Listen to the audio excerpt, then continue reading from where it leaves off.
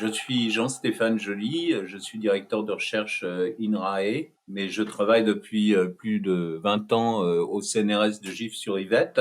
Donc, je dirige une unité de service au laboratoire et en particulier au laboratoire qui travaille sur les espèces aquatique et cette unité de service développe des activités d'édition du génome qui consistent à effectuer des modifications fines et précises du génome de nos petits poissons modèles grâce en particulier au système CRISPR-Cas9.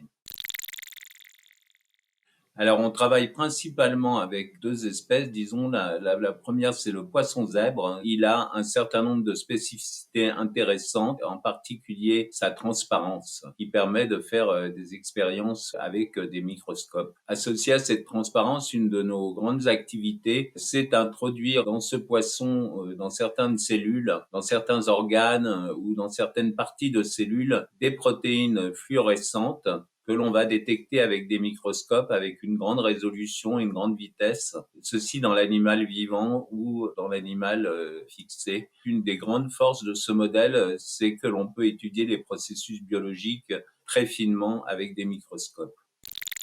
On est passé d'une méthode, disons, relativement imprécise, dite de transgénèse, dans lequel on injectait de l'ADN qui allait s'intégrer un peu n'importe où, à cette méthode tout à fait révolutionnaire qui est CRISPR-Cas9, qui permet soit de faire des intégrations de la protéine fluorescente exactement où on veut et comme on veut, soit éventuellement de faire des modifications très fines, soit de ne pas du tout l'introduire dans le génome, mais simplement la diriger vers un endroit du génome, c'est-à-dire qu'on va la coupler avec la protéine Cas9 et elle va aller se fixer à l'endroit du génome et on va pouvoir aussi, là en microscopie, directement la voir à l'intérieur du noyau de la cellule.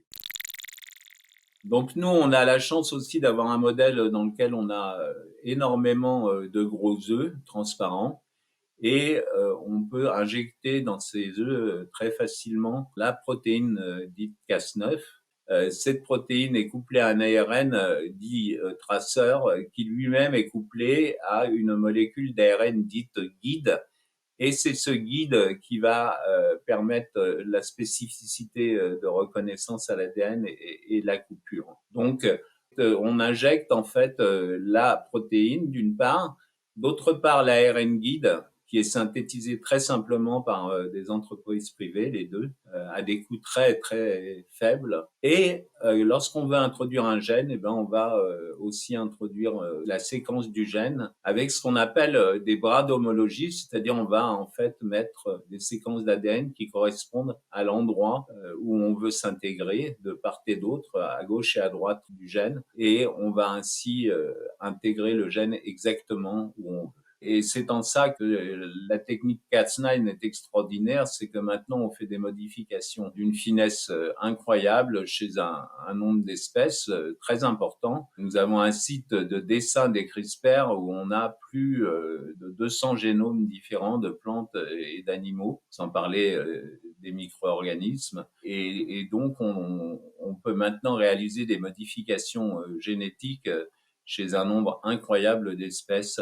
Ça diversifie complètement les questions qu'on peut poser en biologie. Alors, un modèle, c'est un animal ou un végétal avec lequel on peut faire des découvertes sur le plan fondamental qui vont nous servir à mieux comprendre le vivant et qui vont pouvoir être testés chez ce qu'on appelle les modèles cibles cette fois-ci. Et ces modèles cibles peuvent être des modèles agronomiques si on fait de la recherche en agronomie. Et puis, ça peut être aussi, car le poisson est un vertébré relativement proche de l'homme et qui possède tous les organes de cerveau, reins, foie, etc. On va pouvoir faire des découvertes sur ce modèle qui vont servir à l'homme et comprendre ce qu'on appelle, en particulier par exemple pour les maladies rares, les mécanismes physiopathologiques de la maladie, c'est-à-dire comment la maladie au cours du temps se met en place. On va éventuellement là carrément le filmer avec ces protéines fluorescentes et on va pouvoir mieux comprendre donc en particulier et donc modéliser les maladies humaines. Ça, c'est un premier aspect. Et le deuxième aspect, c'est donc de pouvoir développer avec ces modèles des thérapies éventuelles que l'on teste d'abord à relativement grande échelle et après, on va pouvoir retester cela chez les mammifères, chez la souris et chez l'homme.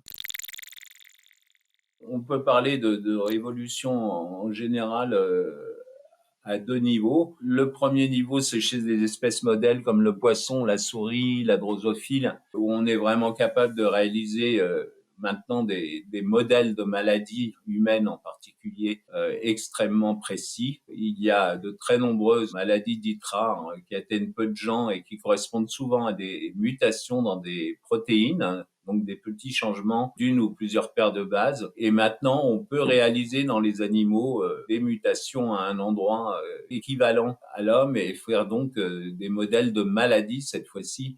Par exemple, pour citer plus ce que l'on fait dans notre unité, donc l'unité T-Fort Paris-Saclay, on peut en particulier se concentrer sur comprendre un certain nombre de mécanismes de dégénérescence ou un certain nombre de mécanismes accidentels. Et en particulier, une de nos spécialités, c'est d'étudier ce qu'on appelle la régénération. Et on mime des accidents cardiovasculaires ou des accidents, disons, traumatiques, comme on peut avoir des accidents de coupure de la moelle épinière à la suite d'un accident de moto. On mime ces accidents chez le poisson et ça va nous permettre de comprendre comment il fait et éventuellement de trouver de nouvelles voies thérapeutiques pour pouvoir réparer certains organes chez l'homme. L'application majeure du système CRISPR-Cas9, c'est effectivement la perspective de pouvoir réparer précisément la mutation qui est en cause chez bien des gens dans des maladies rares en allant dans le tissu le plus malade, en allant corriger et changer la paire de bases et réintroduire une paire de bases normale. C'est une des applications majeures. Mais je dois dire que dans le domaine thérapeutique, on a une incroyable diversité de stratégies qui sont apparues. Le système CRISPR-Cas9 a beaucoup aidé à comprendre le Covid aussi en générant des modèles animaux. Le système Cas9 a généré des tests Covid extrêmement précis. Donc vraiment, on a des applications dans une incroyable diversité de stratégies thérapeutiques. Les questions éthiques sont absolument cruciales avec ce nouveau système qui est révolutionnaire et qui donne à l'homme la capacité à se corriger lui-même et voire à corriger ce qu'on appelle donc la lignée germinale, c'est-à-dire directement introduire des modifications dans l'embryon. Donc effectivement, l'aspect éthique majeur, c'est de bien discuter, contrôler ce qu'on a envie de faire de cette technologie et qu'est-ce qu'on a envie de corriger comme maladie à terme et comment on a envie de le faire. Donc, il y a de nombreux comités d'éthique qui se sont mis en place spécifiquement sur ces technologies-là. On a un comité européen qui est en connexion avec un comité mondial. Même les pays comme la Chine et qui parfois étaient moins préoccupés par les aspects éthiques font extrêmement attention à faire les choses correctement. C'est la révolution de ce siècle pour le moment la plus importante en biotechnologie, toujours en gardant en perspective que c'est donc un nouvel outil, qu'un outil, ça peut s'utiliser pour les meilleures applications, mais ça peut aussi s'utiliser mal. Et donc, on doit absolument avoir une réflexion éthique très rapide, que les politiques prennent en main cette réflexion éthique.